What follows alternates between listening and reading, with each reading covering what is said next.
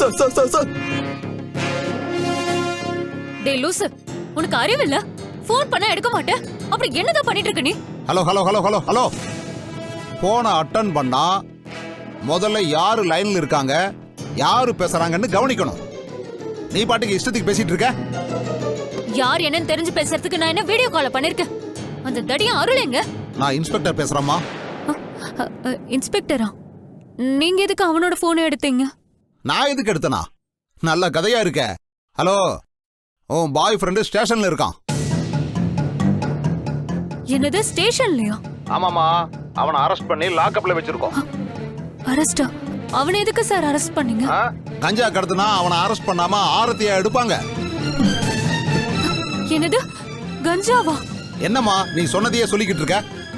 நான் தான் கஞ்சான்னு சொல்லிட்டேன்ல, அதையே திருப்பி திருப்பி கேட்டுட்டு இருந்தா என்னமா நினைச்சிட்டு இருக்க? எங்களுக்கு வேற வேலை இல்லையா? உனக்கு சந்தேகமா இருந்தா ஸ்டேஷன்ல வந்து பாரு.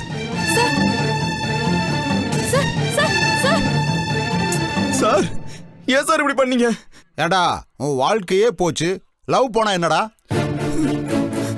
ஏண்டா உன் லவ்வருக்கு உன் தில்லுமுள்ளெல்லாம் தெரிஞ்சு போச்சுன்னு பயப்படுறியா? இப்ப தெரிஞ்சு போச்சுடா. நீ உன் லவரோட ஜாலியா இருக்கத்தானே இந்த மாதிரி எல்லாம் பண்ணிருக்க. சார், நான் அந்த மாதிரி ஆளே இல்லை சார். வேற எந்த மாதிரி ஆளுன்னு சொல்லு, அதுக்கேத்த மாதிரி நான் கேச போடுறேன்.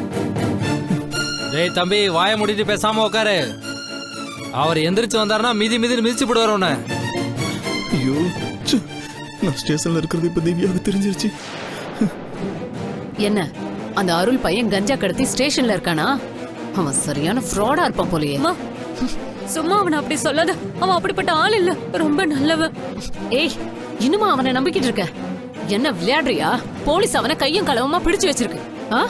எனக்கு அப்பவே அவன் மூஞ்சிய பார்க்கும் போதே தெரியும். போயும் ஒரு கஞ்சா வைக்கிறவனை போய் லவ் பண்ணிருக்க. உன்னை என்ன பண்றது? இப்ப சொல்ற, நல்லா கேட்டுக்கோ. இதோட அந்த பையன் சாவகாசத்தை விட்டுட்டு அவனை மறந்து. அவனை நீ மறந்தாலும் சரி மறக்காட்டாலும் சரி, அவன் எப்படியும் 5 வருஷம் ஜெயில தான் இருக்க போறான். இப்பவாது போய் தலைமுழுகு போ.